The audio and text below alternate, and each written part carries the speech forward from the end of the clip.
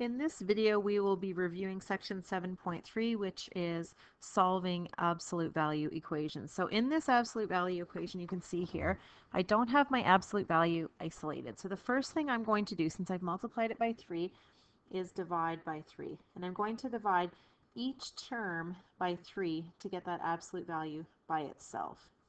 So on this side here, 3 divided by 3 is 1, so I'm left with 2a plus 7 equals, on the other side, 3a divided by 3 is a, and 12 divided by 3 is 4. So now I have the absolute value sign isolated. I can look at graphing my absolute value to come up with my piecewise function. So what I'm going to do is I'm going to graph on my calculator 2a plus 7. So I do that and I get this graph, and I'm really focused in on the x-intercept here because that splits it into two pieces, the positive piece and the negative piece, and I will use that to write the piecewise function.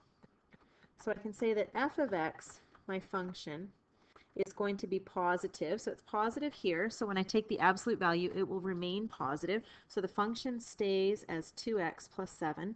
And that will happen when x is greater than or equal to negative 3.5. Now I have the negative piece here.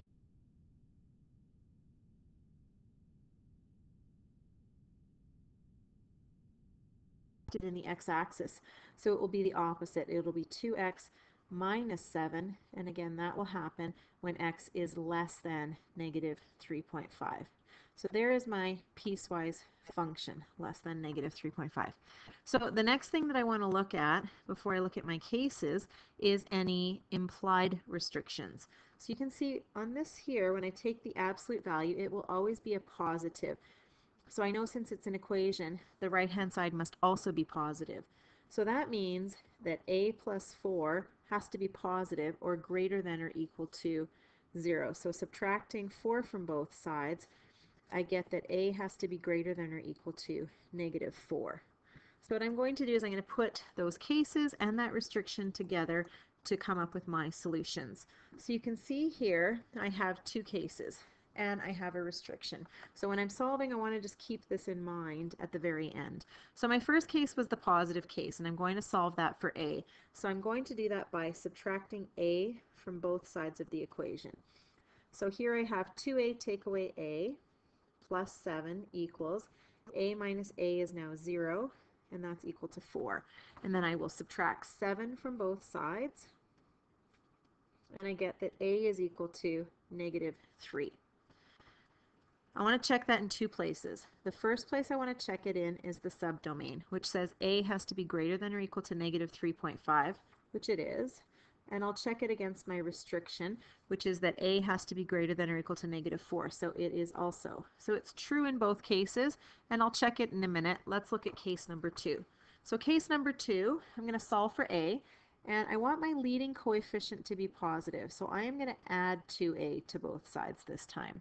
So negative 2a and 2a is 0. I'm left with negative 7 equals a plus 2a is 3a plus 4.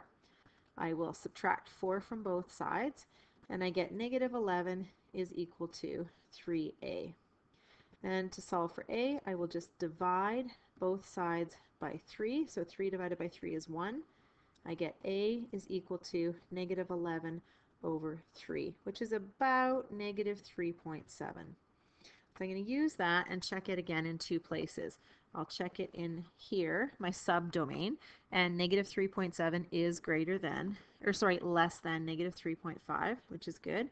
And then I'll also check it in my restriction here, and it says a has to be greater than or equal to negative 4, which it is. So it looks like I have two potential solutions. So what I want to do now is put it in my graphing calculator. So you can see in my graphing calculator, I've set my equation equal to 0 and put it in y1 right there. And then I do, using my trace function on my calculator, I check my first solution of negative 3. I do trace negative 3, and I get a y value of 0, which means it is the solution. And then again, I use my trace function, and I did trace of negative 11 divided by 3, and it also shows a y value of 0. So I know that is correct as well. So I know that I have two solutions I have a solution of x equal to negative 3 and a solution of x equal to negative 11 over 3 as my final answer.